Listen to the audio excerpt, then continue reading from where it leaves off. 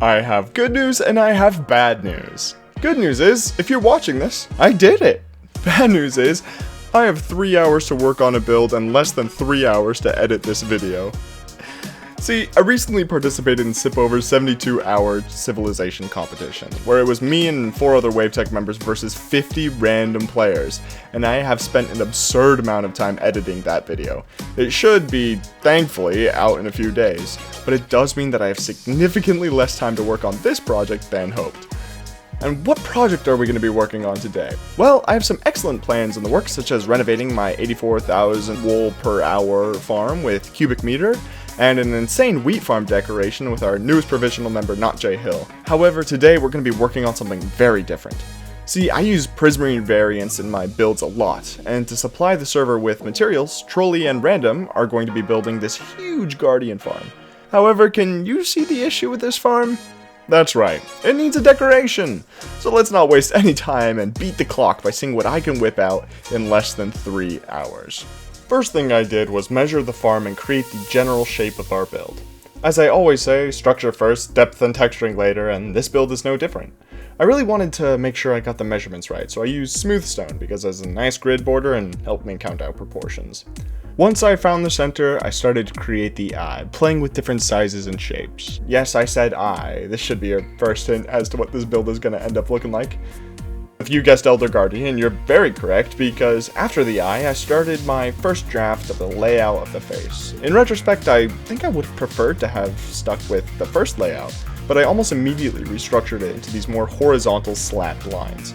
I then extended these slabbed lines down the side, and since we don't have vertical slabs yet, please Mojang and Herald hear our prayers, I used walls as a substitute. Next up was spine work. Elder Guardians are more or less giant pufferfish, so giant spikes that protrude from the sides seemed in order. I made the spines out of cyan terracotta and then spawn-proofed them with gray carpets. I placed them on all 4 sides and then made extra, rather superfluous spines in the corners as well. That should have been the first sign that I was getting a little spine happy, because after texturing all the light gray concrete, I then started adding spines to the side of the build. A location that doesn't actually have spines on the actual mob. I then started to work on the bottom. In my mind, the idea of an Elder Guardian bursting out of the perimeter floor seemed interesting, so using sponge as a placeholder block, I started to map out what the sides should look like. At this point, I was a little rushed for time, and because of that I started to do a little bit of a sloppy job, and what I mean by that is if we were ever to build this in survival, there would be a lot of instances of blocks being placed that would never be visible from the outside. Which is not ideal, it is very inefficient. Once I had my sponge piled up just so, I converted it all into Prismarine bricks. I used blocks found in the perimeter floor, such as warped wood and Prismarine, to try to texture certain areas of the Prismarine bricks. Once that was done, I used cyan glass to tie all the ends together, making the additional Prismarine chaos fit into the perimeter floor just a little bit better. And here we are in the actual creative world checking out the build. I think that this build, well, it turned out, that's for sure. Normally, you know how I say that I think this build turned out really well.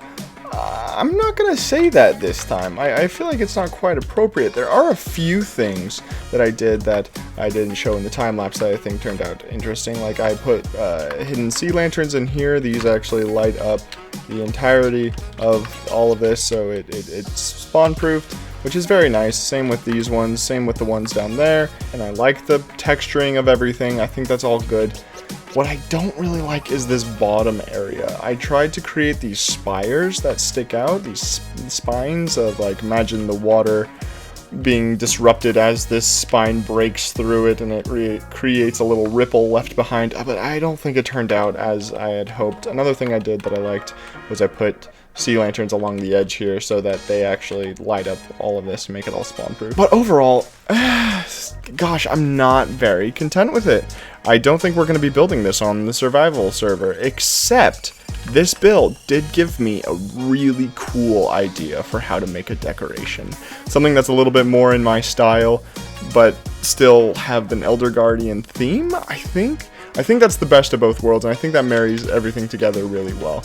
But I don't know, guys. You tell me. What are your thoughts down below? I'd be really interested to hear. I think that it could use some work, but is it really worth working on? I mean, for 3 hours, it's not terrible. Yeah, I'm not too sad about it, but I'm not too happy about it. I'm going to change a few things, and I think I could have a really interesting build. I just have to play around with a few things.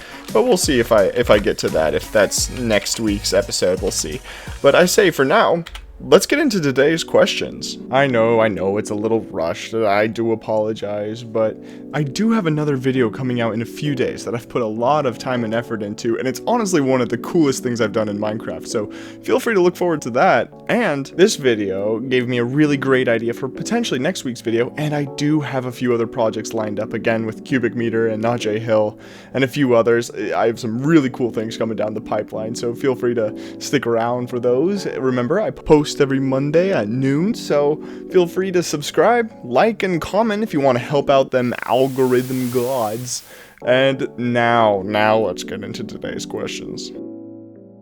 Today's first question is from Florazio, asking what other Minecrafters do I like watching or inspire me. Honestly, I love watching a lot of different Minecrafters, but for inspiration, number one choice, B00. That man knows how to do a gradient like nobody's business. It's so beyond impressive, some of the things he does, and the way he adds so much detail in such little scenarios. It's just, it's inspiring, as the question asked.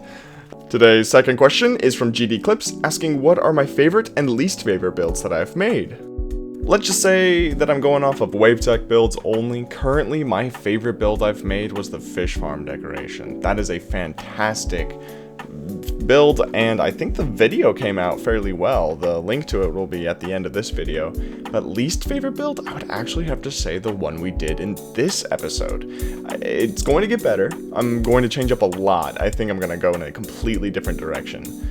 But I would have to say that currently, as is, it's a little weak and could use a little more work. 3 hours? Definitely not enough. And today's third and final question is from Slap the Duck, asking if I've still been making music. For those of you who don't know, most of the music that you hear in my episodes, I've made myself, and that has not changed and probably won't. I'm currently working on a couple other songs that I will be using in future videos.